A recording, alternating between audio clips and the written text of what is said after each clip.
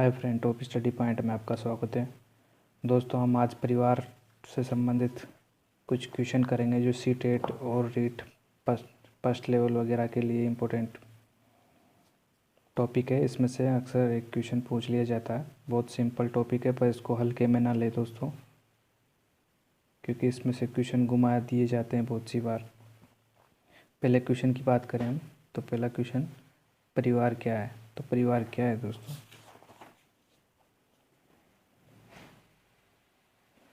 तो आपको पता होगा, तो परिवार एक सामाजिक संस्थान है।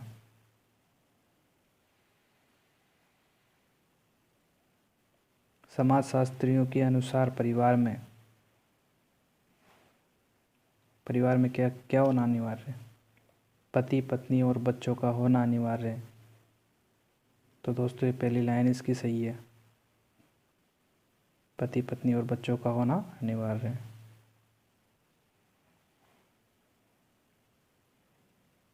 तीसरा क्वेश्चन, सामाजिक जीवन की प्राथमिक पाठशाला किसे कहा जाता है?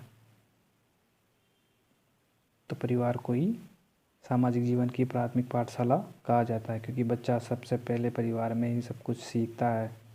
उसके बाद वो समाज में, फिर स्कूल में ये चीज़ें बात की है। सबसे पहले उसकी पाठशाला कौन सी होती है? परिवार। क्वेश्चन नंबर 4, किसने परिवार के कार्यों का वर्गीकरण आवश्यक और अनावश्यक रूप से किया है? आवश्यक और अनावश्यक दो प्रकार किसने बताए थे दोस्तों? तो मैकाइवर ने दो वर्गीकरण किया था इसका।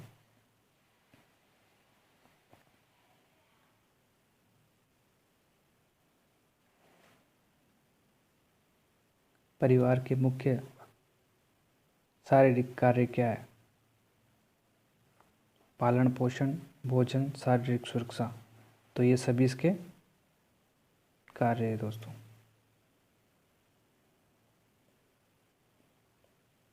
क्वेश्चन नंबर 6, परिवार की सामान्य विशेषता है। तो परिवार की सामान्य विशेषता क्या है? विवाह संबंध, सामान्य निवास, वंशवाद, ये सभी इसकी सामान्य विशेषता है। क्वेश्चन नंबर 7 की बात करेंगे, निम्न में से कौन सा संयुक्त परिवार का एक गुण नहीं है? संयुक्त परिवार का एक गुण नहीं है, तो आलस्य का अभाव, ये इसका गुण नहीं है। बाकी कृषि व्यवस्था के लिए उपयुक्त श्रम विभाजन की सुविधा, ये गुण है परिवार के, संयुक्त परिवार के, जिसमें बहुत बड़ी फैमिली रहती है। 4-5 चूल्हे एक साथ ही चलते हैं। संयुक्त परिवार देखे होंगे, गाँव में बड़े बड़े परिवार रहते हैं एक साथ। एकल परिवार के तीव्र प्रचलन के लिए क्या उत्तरदायी है?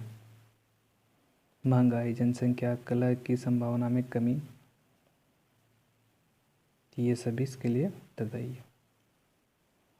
भारतीय परिवार का स्वरूप है, तो सभी जानते हो, पितृसत्तात्मक भारतीय परिवार का स्वरूप है। यहाँ किसकी सत्ता चलती है? पितृसत्ता।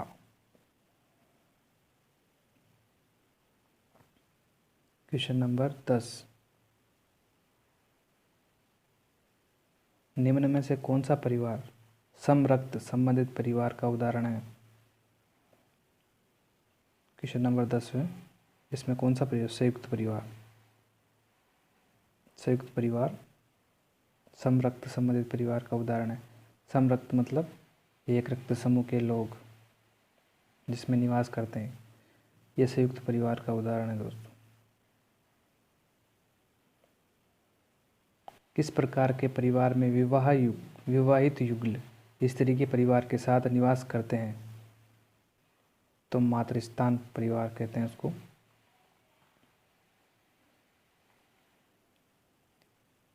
क्वेश्चन नंबर,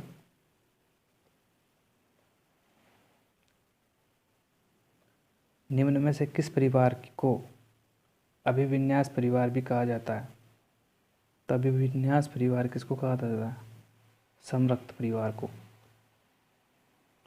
परिवार को अभिविन्यास परिवार भी कहा जाता है दोस्तों। समरक्त मैंने बताया ही सही, एक रक्त समूह के परिवार। ये किसका प्रकार है? संयुक्त परिवार। ये एक प्रकार से संयुक्त परिवार का ही प्रकार है। समरक्त संबंध का उदाहरण किस प्रकार के परिवार में परिलक्षित होता है? तो एकल और संयुक्त दोनों ही परिवार में परिलक्षित होता है दोस्तों। बालकों का सामाजिकीकरण सर्वप्रथम किसके द्वारा होता है? तो किसके द्वारा होता है सामाजिकीकरण? परिवार द्वारा।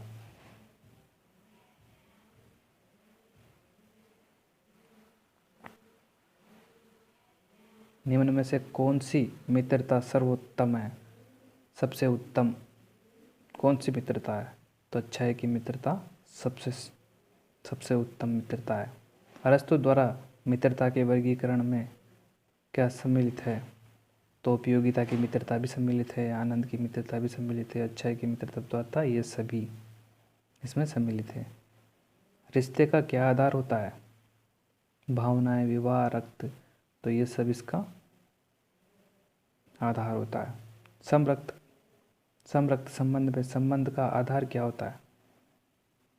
दोस्तों मैंने बताया था समरक्त में रक्त, एक रक्त समूह के लोग रहते हैं तो समरक्त परिवार होता है वो। तो आधार क्या है इसका? रक्त। परिवार एक इकाई होता है। इसमें माता पिता और उनके 2 बच्चे होते हैं, यह कथन।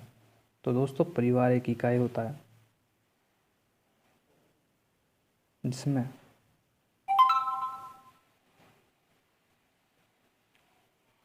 माता पिता और उसके 2 बच्चे होते हैं। तो ये बात तो सत्य है। तो सत्य वाले ऑप्शन सी और डी दे रखे हैं। अब इनको पढ़ते हैं। सत्य है क्योंकि यह किसी आदर्श परिवार का आकार है। तो ये बात सही है क्योंकि सभी, और ये डी वाला ऑप्शन क्योंकि सभी भारतीय परिवार इसी प्रकार के होते हैं। तो ये बात गलत है, सभी ऐसे नहीं होते। तो इसका राइट आंसर हो जाएगा सी। भारत में बड़े बुजुर्गों को माना जाता है। तो बड़े बुजुर्गों को पथ प्रदर्शक माना जाता है, प्रदर्शक जो हमें राह दिखाते हैं। परिवार में किनका होना अगली पीढ़ी के बच्चों में सांस्कृतिक वातावरण को प्रभावित करता है? दोस्तों बताओ। बुजुर्गों का।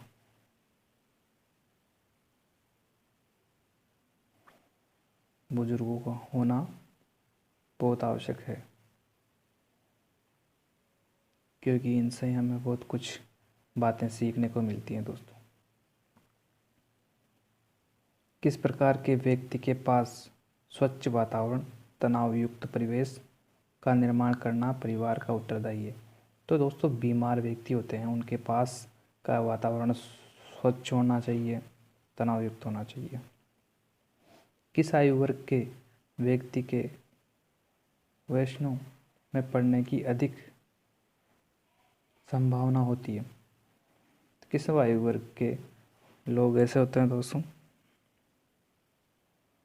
जिनकी संगतें बिगड़ सकती है?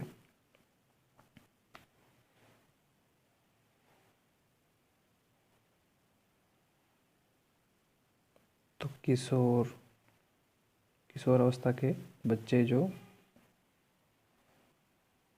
इनमें ये संभावना अधिक पाई जाती है।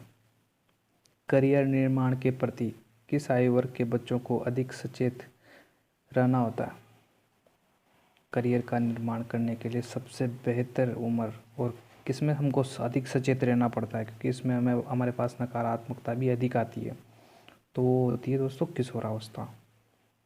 जो किशोरावस्था होती है इसमें हमारे पास बुरे दोस्त भी बनते हैं, बहुत कुछ बातें होती है जो हमें नकारात्मकता की तरफ धकेलती है, इसलिए हमें सचेत रहना ज़रूरी है।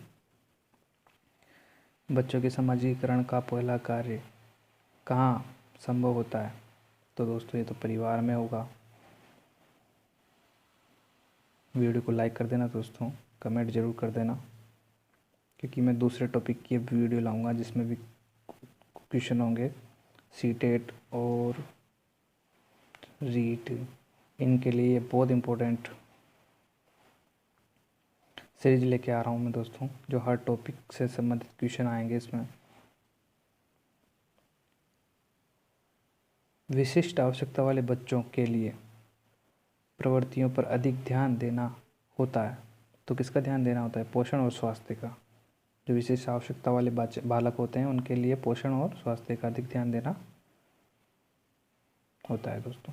निम्न में से कौन सा सही विकल्प नहीं है? तो सही विकल्प नहीं है, मैं देख रहा हूँ कि यहाँ पे नहीं आ रहा है तो मैं इसको पढ़ता हूँ। विशिष्ट आवश्यकता वाले बच्चों को अधिक देखभाल की ज़रूरत नहीं। ये बात गलत है, ये बात गलत है, क्योंकि यहाँ पे आवश्यकता होती है इनको, इसलिए इसका राइट आंसर कौन सा होगा? सी। बच्चों को परंपरागत कौशल तथा अनौपचारिक शिक्षा की प्राप्ति सबसे पहले कहाँ प्राप्त होती है? तो दोस्तों कहाँ होती है वो? परिवार से। वीडियो देखने के लिए धन्यवाद दोस्तों। बाकी ऐसी और वीडियो मैं आपके लेके आऊँगा जिसमें हर टॉपिक के क्वेश्चन होंगे, अलग अलग टॉपिक वाइज मैं वीडियो बनाऊँगा। तो चैनल को सब्सक्राइब कर लेना। धन्यवाद दोस्तों।